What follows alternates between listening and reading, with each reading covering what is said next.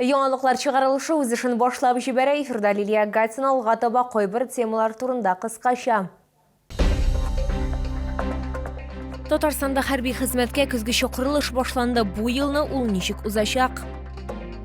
Пенсионерлар өчен концерт программасы, музейга бару, мәктәпләрдә чәй ичү һәм башкалары Ярчалыда игелекле эшләр атналыгы башланды. Режиссер белән аралаштылар һәм фильм карадылар. Ярчалыда «Едәш истә» фильмы прокатка чыкты. Татарстанда хәрби хезмәткә көзге чакырылыш башланды. Ул декабрь ахырына кадәр дәвам итәчәк. Чакыру иске кагыйдәләр буенча узачак. Башкача әйткәндә, аларны 18 яшькә җиткән, әмма 27 яшькә җитмәгән яшьләр алачак. Үзгәрешләрдән штрафлар суммасы артты. Көзге чакырылыш үзенчәлекләре турында алдагы материалда. Шолдан армияга алынучылар барлык шефлык итүче частьларда президент полкы Йошкар-Ола 14-нче ракета дивизиясе, Кара диңгез флоты кебек подразделениеләрдә хезмәт итәчәк. Исегезгә төшерәбез, срочникларны махсус хәрби операция зонасына җибәрмәячәкләр.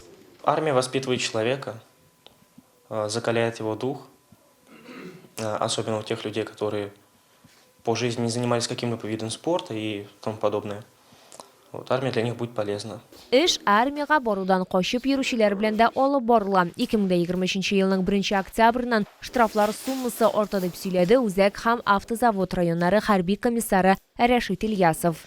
Суммы не маленькие, персональные, и 15, и 20, 30 тысяч штраф. А для организации штрафы доходят от 350 до 400 тысяч за нарушение воинского учета и непредоставление сведений. Егетләрнең беренче төркемен җибәрү 13 октябрьгә планлаштырылган. Көзге чакырылышта автошәһәрдән 250-дән артык кеше хезмәткә китәчәк. Лилия Гатина, Сергей Вильданов, Яңалыклар.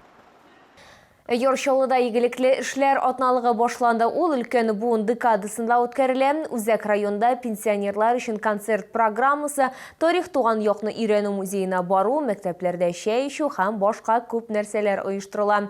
Территориаль иҗтимагый үз идарә рәисләре сүзләренчә, әбиләр һәм бабайлар өчен иң мөһиме игътибар һәм аралашу. Бүген безнең төшерү төркемендә моңа инанда. Siz bizning şartlarımız, bizni bir vakit unutmayısınız, her vakit bizge yağınlı yüzünüz bile yaşav derdi biresiz.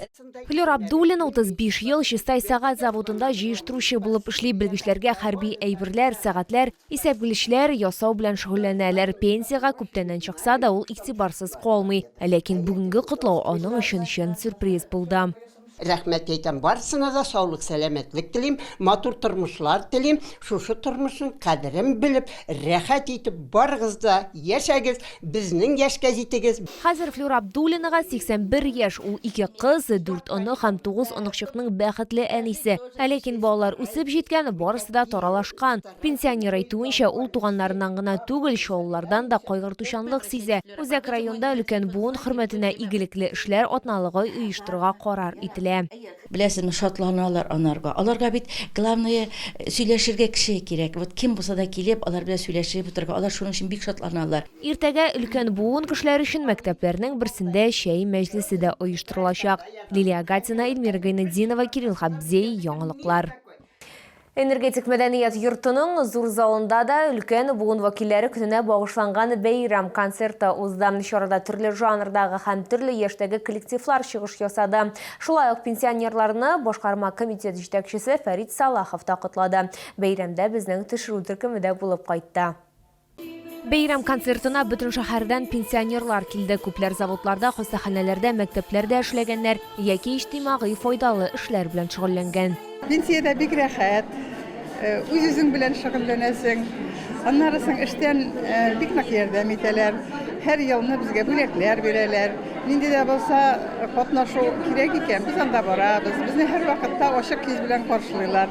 Бәйрәм концертында башкарма комитет җитәкчесе Фәрит Салахов котлау сүзләре белән дә чыгыш ясады. Я всем вам желаю сегодня прекрасного праздника, получить хорошие эмоции.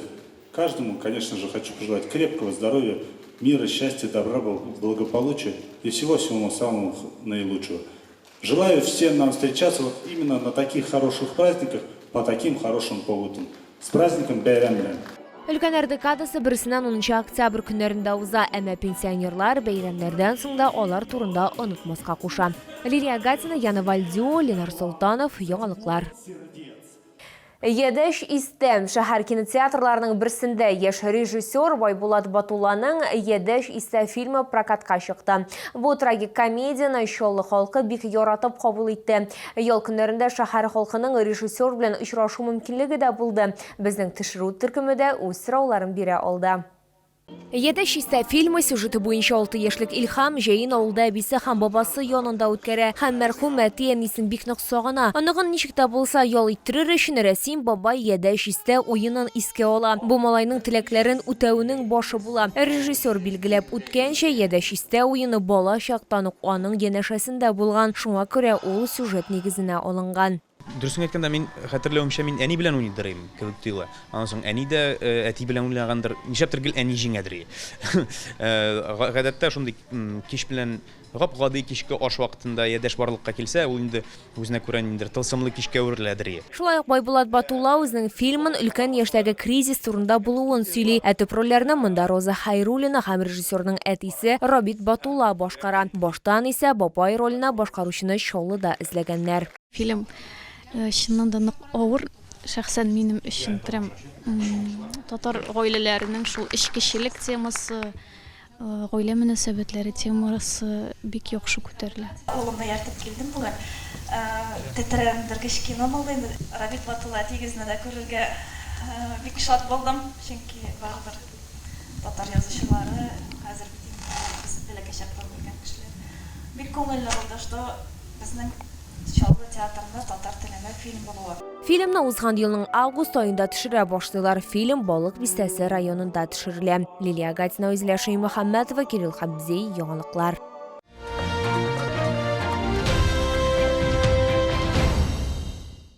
Бу атнада Татарстанда салкын һава торышы көтелә. Димәк, салкын тию сезоны ерак түгел. Иммунитетны ныгыту өчен иң яхшы чара туклану. Ул дөрес булырга, витаминнарга, минералларга һәм сәламәт майларга бай булырга тиеш. Яршалыга Камчатка деликатеслары күргәзмә ярминкәсе кабат килде. 35тән артык төрдә балык һәм улдыкны Габдулла Тукай яр буе 31 энергетик мәдәният йорты мәйданында сатып алырга мөмкин. Тәмле исләренә каршы тору мөмкин түгел. Камчатка деликатеслары күргәзмә ярминкәсендә халык бик күп. Кырпы, нерка, кижуч, палтус, ак балык. Һәрбер кисәктә омега-3, омега-6, кальций, тимер, йод, цинк һәм магний бар ди сатучылар. Ләкин иң күп файданы һәм тәмне үзендә Сөләйман балыгы патша бикәсе Чавыча саклый. Чавычу брала и еще 2 сорта красной рыбы брала. Очень вкусные, очень понравилось. Я думаю, повторить надо. Очень вкусно было, слов нету. Вот хвалит, конечно, все рыбы хвалит. Ну, не знаю, иногда какой купить. Попробовать хотя бы один раз. Белорыбица, говорили, вообще вкусная. Балык бары тик табигый ысул белән генә сланган. Аны тотканнан соң ук шия, зире һәм алмага шутыннан яндырып ыслыйлар. Шулай ук киштәләрдә аз тозлы, ире бөртекле кызыл улдыкны да күрергә мөмкин. Икра понравилась, чавыч тоже хорошая. Бутерброды по утрам и салаты делаю. Большой ассортимент, конечно, глаза разбегаются, но я хотела, конечно, икру. Взяла вот белорыбицу первый раз. Люди берут, и мне охота. Пробовала. Очень вкусная. И белорыбица тоже вкусная.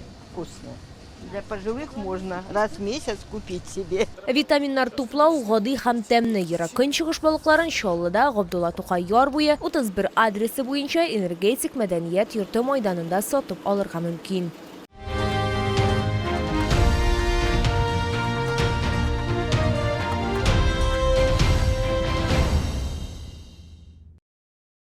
Бу сезгә җиткерәсе соңгы мәгълүматыбыз иде. Мин Лилия Гатина, сезнең белән сау булашам, исән имин булыгыз.